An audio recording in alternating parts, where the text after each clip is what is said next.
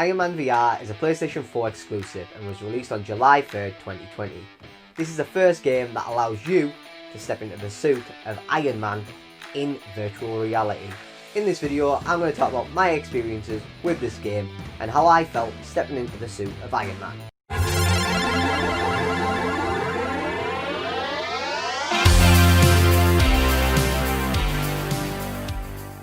Iron Man is one of the most popular characters in the Marvel Universe. Even before the explosion of the MCU, Iron Man had appeared in multiple video games, such as Marvel vs. Capcom. But since the release of the MCU movies, Iron Man has garnered massive amounts of popularity. Iron Man VR was released in two different versions. There was the game-only version and the version that came with two PlayStation Move controllers.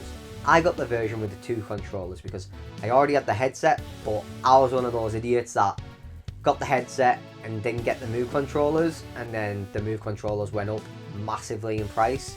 I haven't really played many of the PlayStation VR games because I didn't have the Move controllers, and most of the games required them. Where now I've got two PlayStation Move controllers, this is my first real delve into VR. The opening tutorial allows you to jump right into being Iron Man. It allows you to fly around the core side of Tony Stark's Malibu mansion. Here you get to shoot repulsors at targets, fly through caverns, and use some of Iron Man's other technology.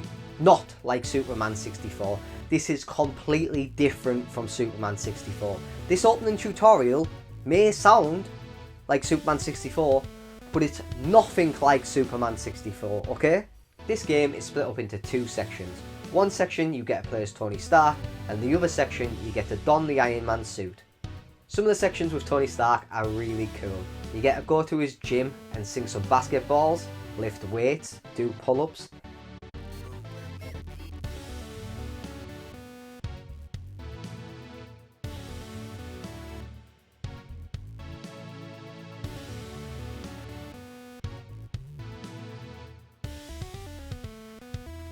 These sections don't sound it, but they are actually really fun.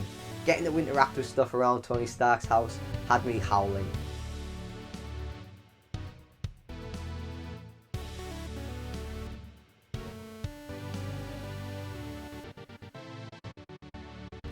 There was one point in the game where I was playing as Tony Stark and I opened his fridge and ate the entire contents. Now, I can't say I've ever done that in any other game before, but the main sections of these games you'll be flying around as Iron Man. In the first real mission, Tony Stark gets ejected from an aeroplane and you don the Iron Man suit to save Pepper Potts, who's piloting the plane.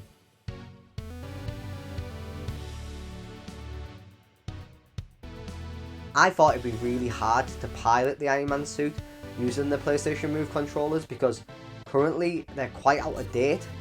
But if you're like me and you're an Iron Man fan, once you've done the tutorial it becomes second nature to pilot Iron Man because Iron Man isn't like an aeroplane or a jet. He uses repulsors which are in his hands and feet to move. So as silly as it sounds, if you've seen the Iron Man movies and you know how he moves around, then it becomes second nature piloting the Iron Man suit. It really is the ultimate Iron Man experience. But the game isn't perfect. It does have some bugs that I've noticed.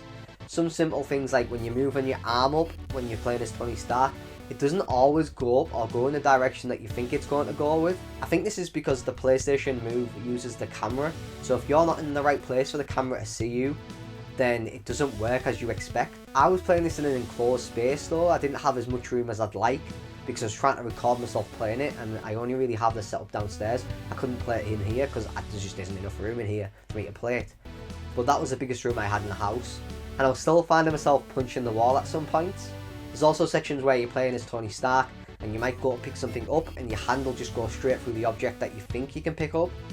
The game doesn't really let you know what you can pick up and what you can't, which I feel like they should have maybe highlighted the items that you can move. It's only little things like that that bring the game down, but when you're playing as Iron Man and you're actually flying through the sky and you feel like Iron Man. I've only spent a day with the game and they're my current thoughts and feelings on the game. But if you'd like to check this game out, I would advise you to go get it. If you've already got the PlayStation Move controllers, then the game currently is around £30. If you don't have the PlayStation Move controllers, the game and the controllers together is quite expensive, but the controllers have become quite hard to get hold of, and in recent months the price has increased due to games like Beat Saber becoming popular.